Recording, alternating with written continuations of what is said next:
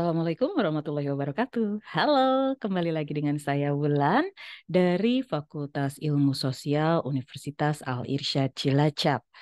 Kali ini saya akan membawakan materi tentang kas, piutang, dan persediaan. Untuk di awal kita akan fokus ke kas dulu ya teman-teman ya. Oke, kita ada di mata kuliah akuntansi dasar. Kas. Apa yang dimaksud dengan kas? Kas adalah alat pertukaran yang dimiliki perusahaan, siap digunakan dalam transaksi perusahaan setiap saat diinginkan. Di dalam kas ada yang disebut dengan kas kecil atau petty cash. Apa yang dimaksud dengan petty cash? Itu adalah uang tunai yang disediakan perusahaan untuk membayar pengeluaran yang jumlahnya relatif kecil dan tidak ekonomis bila dibayarkan dengan cek atau giro. Jadi uang recehan kecil-kecilan gitu ya. Kalau nominalnya nggak gede itu bisa kita pakai uang kas kecil atau petty cash. Ada dua metode pencatatan kas kecil yaitu petty cash, yaitu ada yang disebutkan impress dan disebut juga dengan fluktuatif. Jadi ada dua ya. Yang pertama adalah impress, yang kedua adalah fluktuasi. Apa yang dimaksud dengan impress? Impress itu pengisiannya selalu sama atau tetap sesuai dengan jumlah yang dikeluarkan. Sedangkan kalau fluktuasi itu pengisiannya selalu berubah. Apa yang dimaksud dengan itu? Kita masuk dulu ke contoh soalnya ya. Di sini teman-teman juga bisa baca sendiri apa sih yang dimaksud dengan metode berubah-ubah atau fluktuasi dan apa yang dimaksud dengan metode impress atau tetap ya. Bisa dibaca, silahkan. Kita biar gampang aja masuk ke contoh soal. Oke. Di awal Februari 2021, manajer keuangan PT Purba Margana membentuk dana kas kecil. Disepakati dana kas yang dibentuk sebesar 1.500.000 diisi setiap tanggal 1 dan 16 setiap bulannya. Jadi kebijakan ini bisa berubah-ubah ya, bisa berbeda antara satu perusahaan lain dan perusahaan lainnya gitu loh. Bisa saja 2 juta, bisa saja hanya 1 juta. Kemudian setiap tanggalnya boleh berubah, bisa tanggal 2 ataupun bisa tanggal apapun yang disepakati oleh perusahaan. Tetapi kalau di soal ini kesepakatannya adalah diisinya sebesar 1.500.000, diisinya setiap tanggal 1 dan 16 setiap bulannya. Oke, kita lihat ke transaksi. Di tanggal 4, keterangannya memberi materai dengan perangko sebesar 225 dalam ribuan. Artinya ini sebesar 225.000. Tetapi biar kita mudah, maka kita menuliskannya dalam ribuan. Kita hanya menuliskannya angka 3 angka di depannya. Oke. Berarti membeli materai dan perangko sebesar 225 tanggal 4. Kemudian kita lihat lagi tanggal 10. Membayar beban perbaikan kendaraan 600. Tanggal 12 membeli bensin, solar dan minyak 275. Dan tanggal 17 membayar beban perbaikan gedung sebesar 850 serta tanggal 25 bulan 2 2021 membeli perlengkapan kantor sebesar 450.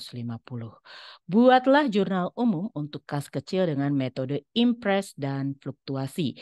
Oke, kita fokus ke impress dulu. Atau impress tadi apa? Tetap. Apa yang dimaksud tetap? Oke, kita lihat di sini. Di sini tadi ada kebijakan dari perusahaan setiap tanggal 1 dan 16 diisi 1.500.000, oke? Atau 1.500 dalam ribuan. Berarti kita tulis dulu tanggal 1 kalau pakai metode impress, kas kecilnya diisi di debit 1.500.000 atau 1.500, kasnya dikredit 1.500. Oke? Kemudian kita kosongkan tanggal 4, tanggal 10, tanggal 12 itu nggak ada transaksi yang di jurnal untuk pakai metode impress, tapi kita langsung ke tanggal 16. Tanggal 16 sama tanggal 16 kita isi lagi 1.500.000. Oke. Kita isi apakah 1.500.000? Tidak. Karena ternyata yang diisikan bukan 1.500.000, tetapi yang diisikannya adalah transaksi-transaksi yang tidak terlihat atau yang tidak kita jurnalkan. 225 ditambah 600 ditambah 275. Totalnya adalah 1.100.000 atau 1.100. Dituliskan beban operasional, jadi dia nggak detail ya menyebutkan beban materi dan perangko, beban perbaikan kendaraan, beban bensin dan soral, tidak dia detailkan, tetapi langsung dia gabung menjadi beban operasional sebesar 1.100.000 dan kas sebesar 1.100.000. Bisa paham ya? Nah, kalau fluktuatif atau berubah-ubah, dia itu menjurnalkan setiap transaksi. Di jurnal sama dia. Oke, di sini kas kecilnya sama ya. Kas kecilnya 1.500.000 atau 1.500 di tanggal 1.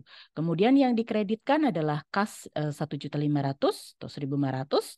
Oke. Paham ya yang di sini? Kemudian tanggal 4 beban materai perangko, kita tulis beban materai perangko 225. Oh maaf, ini harusnya ada di bawah ya. Kas kecilnya 225.000. Oke, di bagian sisi kas kecil sini. Kemudian kita lihat lagi beban perbaikan kendaraan 600. Beban perbaikan kendaraan kita tulis 600 tanggal 10. Dan kas kecilnya berkurang atau dikreditkan di 600. Kemudian di tanggal 12 membeli bensin, solar, dan minyak adalah biaya bensin, solar, dan minyak 275. Kas kecilnya 275. Nah, ini aslinya kan habisnya 1.100.000 ya. Tetapi kalau pakai metode fluktuasi, dia itu tetap menggunakan 1.500.000 di tanggal 16. Diisinya itu 1.500.000. Bisa tahu ya bedanya ya kalau impres sama fluktuasi. Di impres ini tidak mencatat semua jurnal transaksi, dikosongin tuh. Tapi pas mau ngisi lagi sejuta 100 dia isi karena apa? Transaksi yang dihabiskan selama antara kurun waktu tanggal 1 sampai tanggal 16 itu ada 1.100.000 atau 1.100 gitu loh. Apa ini maksud impresnya? Dia akan tetap punya uangnya itu utuh gitu loh, 1.500.000. Jadi pegangan uang kasnya tuh dia selalu 1.500.000 gitu kalau yang impres. Jadi yang di bawah-bawahnya itu ya berkurangnya berapa yang dia isi senilai nominal yang berkurang. Tetapi kalau di fluktuasi mau berkurangnya cuma 1 biji transaksi, mau 3, mau 5, pokoknya setiap tanggal 1 dan tanggal 16 diisinya tetap 1.500.000 atau 1.500 kas kecilnya ya. Bisa dibedakan?